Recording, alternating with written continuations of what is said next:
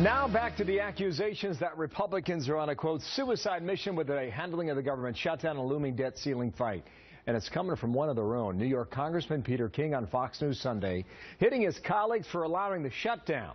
Reaction from Republican Senator Mike Lee out of Utah. Sir, good morning to you. And thanks for coming back here. Peter King with Chris Wallace just yesterday. Listen. This was a strategy doomed to failure, and Ted Cruz has now walked away from it. Now he's saying we should negotiate on the debt limit, which is what we should have been doing for the last month. That's where the real negotiation is, not on a strategy that was doomed to failure. There's a lot to go through here. First, was it doomed to failure? What would you say to your Republican colleague? He's mistaken. Look, I respectfully but forcefully disagree with Representative King. He's just plain wrong. Look, this is an important strategy. This is something we've got to do to protect the American people. I keep asking the question, how many more people are going to have to lose their jobs? How many more people are going to have their hours cut or their wages slashed or lose access to their health insurance before Congress acts to protect the American people from the harmful effects of Obamacare? And so, look, he's just wrong.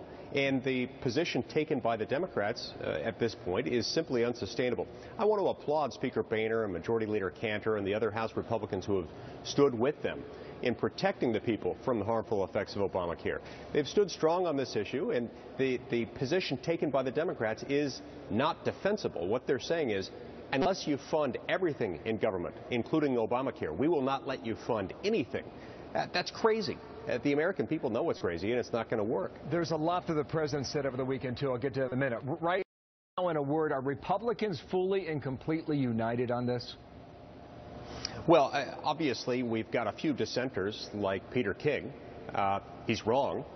But I think the more important thing is that the American people are with us, and they're moving in our direction to an increasing degree because of the fact that they can see that this law is going to harm a lot of people. This is not just an issue of Democrats versus Republicans anymore. This is about Washington political establishment against the American people. All right, President Obama said he would be willing to negotiate if you reopen government and if you raise the debt ceiling.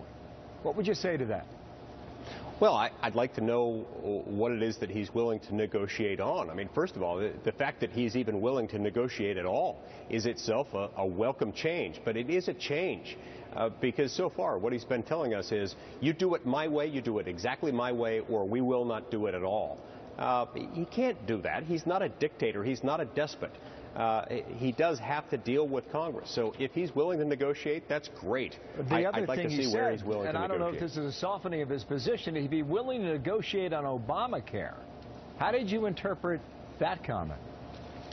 Well, I would like to think that he was coming to his senses and that he was acknowledging that this law's not ready to implement. That's really what kickstarted this movement back in early July, was when I saw that he was changing the law, when I saw that the president himself was saying this law is not ready to implement and he's not going to follow it. I thought, well, Congress shouldn't fund it if it's not ready, if he's not going to follow the law.